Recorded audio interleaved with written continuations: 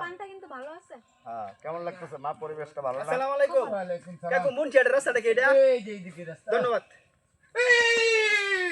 Kilo ধন্যবাদ। এই মিয়া, এই কি হইছে? আপনি কি বিরকি বেড়া বুঝলাম না বিষয়টা। কাকু আসসালামু আলাইকুম। ওয়ালাইকুম আসসালাম। আবা কি রে ভাই? কিসে? একটা হিঞ্চে যাই গাবি।